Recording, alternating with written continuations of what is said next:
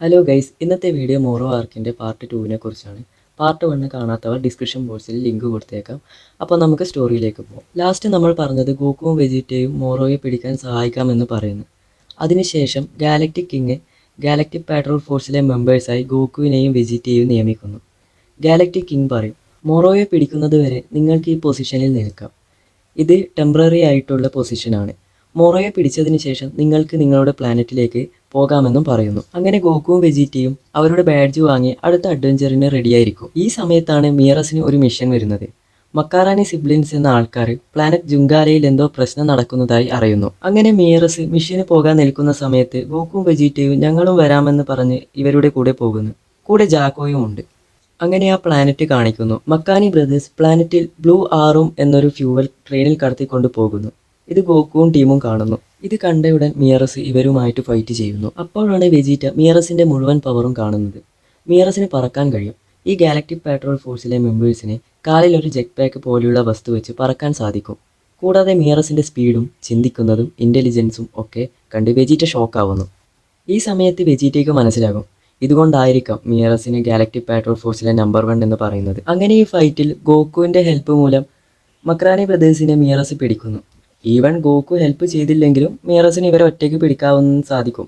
കാരണം മിയറസ് അത്രയും പവർഫുൾ ആയിട്ടുള്ള ഒരാളാണ്. അങ്ങനെ ഇവരെ പിടിച്ച് ഹെഡ് ക്വാർട്ടേഴ്സിലേക്ക് കൊണ്ടുപോകും. ഈ സമയത്ത് വെജിറ്റ മിയറസിനോട് ചോദിക്കും, നീ തന്നെ നല്ല പവർഫുൾ ആയിട്ടുള്ള ഒരാളല്ലേ, നിനക്ക് തന്നെ മോറോയെ പിടിക്കാൻ പറ്റുന്നതല്ലേ ഉള്ളൂ.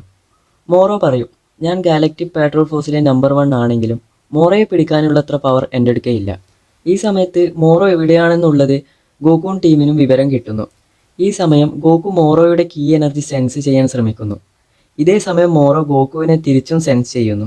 ഈ സമയത്ത് ഗോക്കു ഷോക്കാകും. എന്തു പറ്റിയെന്ന് വെജിറ്റ ചോദിക്കും.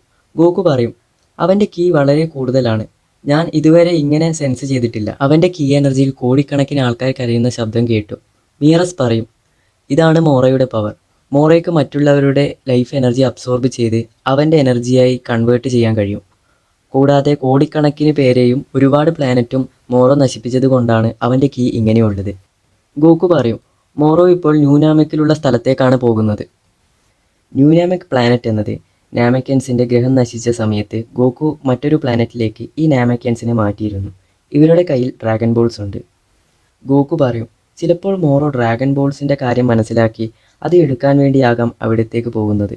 നേരത്തെ ഗോക്കുവും ടീമും പിടിച്ച മക്രാനി സിബ്ലിൻസ് പറയും, നമ്മൾ മുന്നേ ഗാലക്റ്റിക് പാട്രോൾ ഫോഴ്സിൽ ഇരുന്നപ്പോൾ ഫ്രീസ ഫോഴ്സിലെ ഒരുത്തൻ പ്രിസണിൽ വന്നിരുന്നു. അവൻ്റെ കയ്യിൽ നിന്നും ഡ്രാഗൺ ബോൾസ് എന്ന വിഷയം സ്പ്രെഡ് ആകുകയും ചെയ്തു. ഇത് ചിലപ്പോൾ മോറോ മനസ്സിലാക്കി ഈ ഡ്രാഗൺ ബോൾസ് എടുക്കാൻ വേണ്ടിയാകാം മോറോ നാമക്കനിലേക്ക് പോകുന്നത്. ഈ സമയത്ത് മോറോയും ഫ്രീസ ഫോഴ്സിലെ മെമ്പറും കൂടി നാമക്കനിലേക്ക് പോകുന്നതാണ് അടുത്തതായി കാണിക്കുന്നത്. മോറോ എവിടെ എത്താനായി എന്ന് മനസ്സിലായതോടെ ഗോക്കുവും വെജിറ്റയും ഇൻസ്റ്റന്റ് ട്രാൻസ്മിഷൻ ഉപയോഗിച്ച് നാമക്കനിലേക്ക് പോകുന്നു. ന്യൂ നാമക്കനിലെത്തിയ ഗോക്കുവും വെജിറ്റയും നാമക്കൻസിനോട് ഇവിടെ നിന്നും ഡ്രാഗൺ ബോൾസും എടുത്ത് രക്ഷപ്പെടാൻ പറയും. ഈ സമയത്ത് മോറോ സ്പേസ്ഷിപ്പിൽ നിന്ന് പ്ലാനറ്റിലേക്ക് ഇറങ്ങുന്നു. അപ്പോൾ ഇന്നത്തെ വീഡിയോ ഇത്രയേ ഉള്ളൂ. വീഡിയോ ഇഷ്ടപ്പെട്ടൊന്ന് ലൈക്ക് ചെയ്യുക, ചാനൽ സബ്സ്ക്രൈബ് ചെയ്യുക. അടുത്ത വീഡിയോ ആയിട്ട് പിന്നെ വരാം.